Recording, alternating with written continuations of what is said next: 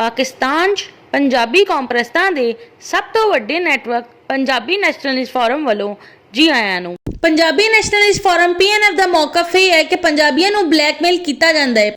Punjabi nationalist forum PNF ਦੇ ਮਜ਼ਾਮੀਨ 'ਚ ਪਠਾਨ ਬਲੋਚ ਤੇ ਹਿੰਦੁਸਤਾਨੀ ਮੁਹਾਜਰ ਦੀ ਤਾਰੀਖ ਨੂੰ ਤੋੜ ਮਰੋੜ ਕੇ ਪੇਸ਼ नहीं ਕੀਤਾ ਜਾਂਦਾ ਬਲਕਿ ਤਸਵੀਰ ਦਾ ਦੂਸਰਾ ਰੁਖ ਪੇਸ਼ ਕੀਤਾ ਜਾਂਦਾ ਹੈ। ਤਾਰੀਖ ਵੈਸੇ ਵੀ ਬਿਹਤਰ ਸਿਆਸੀ ਬਿਆਨੀਆਂ ਤਸ਼ਕੀਲ ਦੇਣ ਵਾਲਿਆਂ ਦੀ ਤਰ੍ਹਾਂ ਸ਼ੀਦਾ ਕਹਾਣੀ ਹੁੰਦੀ ਹੈ। ਇਸ ਕਹਾਣੀ 'ਚ ਹਾਲਾਤੋਂ ਵਾਕਿਆਤ ਨੂੰ ਆਪਣੇ ਸਮਾਜੀ ਮੁਆਸ਼ੀ ਇੰਤਜ਼ਾਮੀ ਇਕਤਸਾਦੀ ਫਾਇਦੇ ਤੇ ਆਪਣੇ ਮੱਦ ਦੇ ਮੁਕਾਬਲੇ ਦੇ ਲਈ ਨੁਕਸਾਨ ਪਹੁੰਚਾਉਣ ਵਾਲਾ ਬਣਾ ਕੇ ਪੇਸ਼ ਕੀਤਾ ਜਾਂਦਾ ਹੈ। ਪੰਜਾਬੀ ਕੌਮ ਜਦ ਪਠਾਨ ਬਲੋਚ ਤੇ ਹਿੰਦੁਸਤਾਨੀ ਮੁਹਾਜਰ ਦੇ ਖੁਦ ਸਾਖਤਾ ਬਣਾਏ ਗਏ ਸਿਆਸੀ ਬਿਆਨੀਆਂ ਨੂੰ ਬਰਦਾਸ਼ਤ ਕਰਦੀ ਰਹੀ ਹੈ ਤੇ ਹੁਣ ਪਠਾਨ ਬਲੋਚ ਤੇ ਹਿੰਦੁਸਤਾਨੀ ਮੁਹਾਜਰ ਵੀ PNF ਦਾ ਸਿਆਸੀ ਬਿਆਨੀਆਂ ਸੁਣਿਆ ਕਰਨ।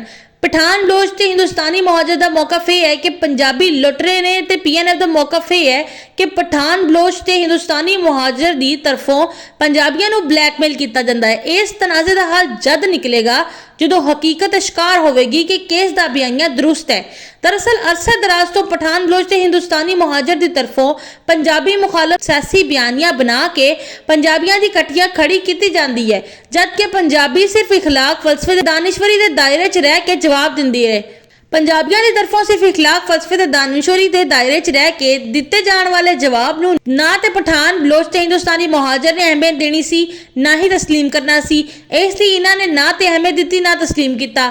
इसलिए PNF की तरफों हुण बेहतर यही समझा जा रहा है कि इखलाक फलसफे ते दानिशवरी के दायरे च रह के पठान बलोच ते हिंदुस्तानी मुहाजिर नूं मुतमईन करके मुफाहमत करने च वक्त ज़ाया करने के बजाय पंजाबियों के लिए सियासी बयानिया बनाने ते ध्यान दिता जाए ताकि पंजाबियों के खिलाफ पठान बलोच हिंदुस्तानी मुहाजिर ते बनाए गए सियासी बयानिया का पंजाबियों की तरफों भी सियासी बयानिया के जरिए जवाब दिता जा सके।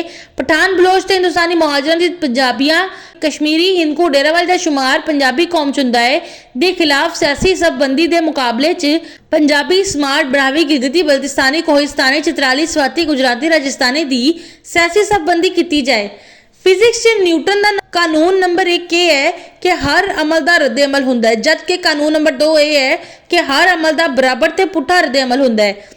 इसलिए पठान बलोच ते हिंदुस्तानी मुहाजिर ते पंजाबियों के खिलाफ शुरू किए गए अमल का आखिर पंजाबियों की तरफों रद्द अमल भी आना ही सी ते रद्द अमल भी अमल की नोयत के मुताबिक बराबर ते पुट्ठा ही आना सी। हजे ते 2020 तो पाकिस्तान की सतह ते पंजाबी कौम परस्ती शुरू होने की वजह तो पंजाबियों का पठान बलोच ते हिंदुस्तानी मुहाजिर के लिए रद्द अमल ते वो भी अमल की नोयत के मुताबिक बराबर ते पुट्ठा रद्द अमल आना शुरू होया है। 2030 तक रद्द अमल किसी तक पहुँच जाएगा।